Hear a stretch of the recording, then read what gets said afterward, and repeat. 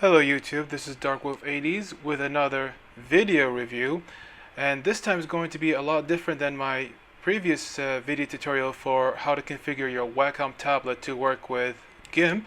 If you haven't seen that video, you can go ahead and click on the link over there, or you can go ahead and browse on my video library and you should be able to find it along with my other speed painting videos. Now, as promised, I am going to be doing a video review and an app demonstration for Colors3D for the Nintendo 3DS. This application is not only limited to the Nintendo 3DS, but also it's available on the iOS, Android, and including the PSVita. However, I actually like it a lot better on the Nintendo 3DS because, well, it just works, in all honesty. There are much more powerful applications on the iOS and Android for drawing. This is exclusively for a drawing app, and I'm going to be discussing more in depth as to the features and why I actually love it much more on the 3DS than any other platform. So let's get started and launch this software here.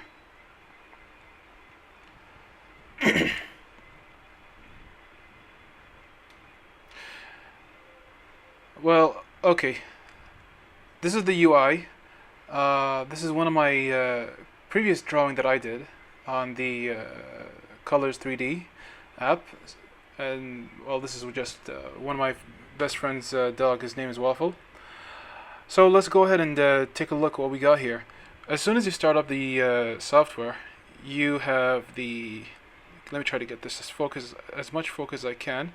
You got paint with friends, gallery, let's see, extras, helps option. Okay, so let's go ahead and start to a new painting. Let's go over here and let's just start with the user interface and see what we got here. Let's go ahead and take this. This is actually a much better example. This is one of my previous paintings that I did.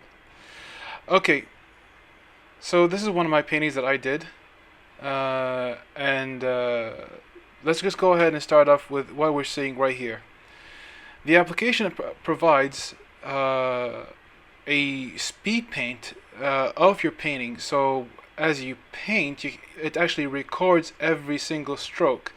So if I was to hit play right here,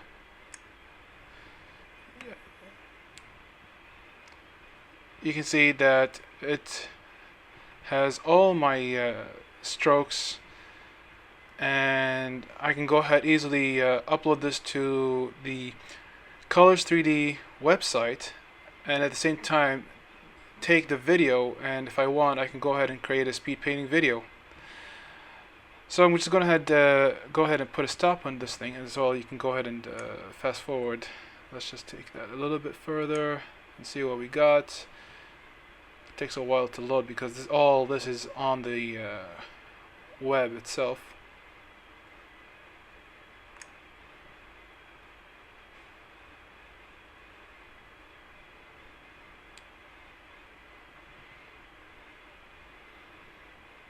Kind of looks like the Apple spin wheel logo. Okay, here we go. So yeah, if we're going to hit the play button, and you can see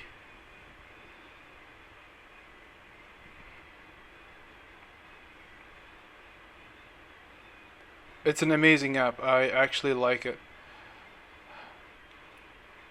And let me get to now that we established that, let's go ahead and see what else is the application does provide.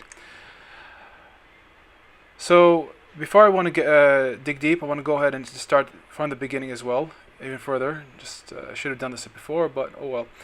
Painting with friends. This application actually allows you to paint with friends. So if you have a friend on the Nintendo 3DS and you shared your friend's code, you can actually do a co-op mode and paint with each other. Okay, the gallery is the Colors3D gallery. If you were to click it, it actually connects to the Colors3D gallery, and let's see what we got here. You can go ahead and browse your account or the gallery that other people, the other artwork people that did. Let's see what we got. What is that? Huh. That's awesome. So yeah, you can actually do something similar to this. That's really cool. Okay. Alright, so now that we established that you can, with this one, with the online gallery, let's go ahead and take a look at the thing that we've always been waiting for, is the user interface. Okay, so as I said before, that this is a painting application, okay, but what really makes it stand out, with other than the previous, other than the other application that you will find on the PS Vita, the iOS and the Android, is that because it's on the 3DS, it allows you the 3D feature. I don't think I can get the 3D feature on the camera. Let me see if I can get that. I don't know. But I don't know if you can see a difference. But for me, the image pops out, like literally it does pop out. Okay, and it's not just go ahead and paint on one layer and be done with. No, if I was to go ahead and click the left shoulder button, let's see that. Where is the layer panel? There we go. The left shoulder button gives me the menu. And if I was to click on right here, the 3D part, there you go. These are all my layers. So that's why the thing that really pops out the most is the face, and then slowly it goes back out to the texture and the background and so on. So when I say increase the 3D volume, let me see if I can get that. If I was to increase the 3D volume over here, it would actually make the whole image pop out. And of course, you can go ahead and arrange them just like you would arrange in any typical digital painting application. However, there is a limit with the layers. The layers, as you can see here, is you got a total of 5 layers that you can work with. Okay. So that is the downside with this thing, but you can still get away with it pretty much. You just have to think a little bit ahead of how you're going to progress with your work, but you can easily establish that. And of course, you can go ahead and let's see if I can do that again. Menu, and using the analog stick is for me to go ahead and choose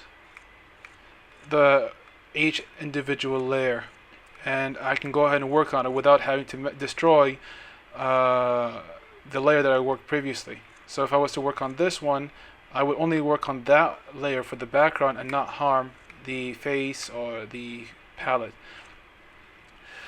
Alright, so now that we got that, what other features can we do with this this thing? Well, let's look over here. The menu provides the typical color wheel that we have. This is how you select your colors, and when you select your colors, the brush shows you what is your brush and how big is your brush. And over here, that's where you control the brush size. Okay, and that is the brush opacity. So if you are going to be doing painting, expect to be messing around with these quite a lot. So for me to be able to do something like this, it's like I told you before, I would have to plan things out, and by time it becomes a habit, and it's easy for me to establish this drawing. So what kind of brushes that we have here? We don't have that many brushes. Okay, we have solid, a little bit of an off. What do you call it? I call this like a low opacity brush, but it's not low opacity. It's just like very feathery type of brush. That's the chalk and the normal eraser that we all love. And let's see. And oh yeah, over here, you can go ahead and actually take a photo with your 3DS and use that as a reference within the app. So that is really neat. If I was to go out with my 3DS and take a photo of something and use that as my reference, drawing reference, that is just huge, especially when we're dealing with this device over here. Okay. So what else can we do? Well, that's pretty much it. And if I was to go ahead, the right shoulder buttons basically undoes the stroke. The buttons over here, let's see if I can go ahead and press that. They don't do anything at all. The only thing that really does work is the left shoulder button, which brings up the menu. That, as you can see, I don't have to go ahead and click on 3D and to select my layers. I can just go ahead and flip with the analog stick and select the layer that I wanted. Okay. The arrow, see, what it does is it flips to one of these icons that I wanted to do. So that pretty much it. This is this Color3D app is.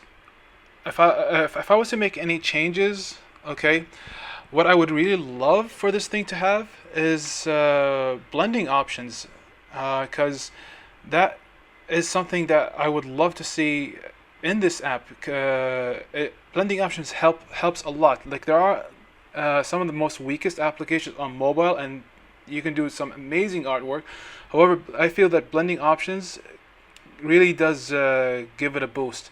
In addition, if I to be able to control my layer app, what I would love is to say, if I was to pick a single layer, like for example this one, I would love to have the ability to drop down the opacity of that layer along, give it some blend modes. If it's possible, I mean, it's also helpful if I could. It would be a free transform tool within this application, but I doubt that's going to happen, because what I feel is the developer that developed this software wants to keep it simple, but at the same time, for any user to go ahead and create professional artwork on the go using their Nintendo 3DS or mobile. And they have established just that, and it actually gives a really good quality. Now, regarding exports, and if, let's say, if you're going to do like an artwork or commission for someone, I won't exactly recommend this, because the export is not going to be, hang on, let's actually see that. Import photo, discard changes, paint with friends. Nope, that's not what I wanted. Let's see, flip, undo. Yeah, and there's flip, undo. Oh, there is a free transform, but it's not like you can actually flip it the whole, not the whole canvas, but on that same layer. So yeah, there is the flip part. Okay.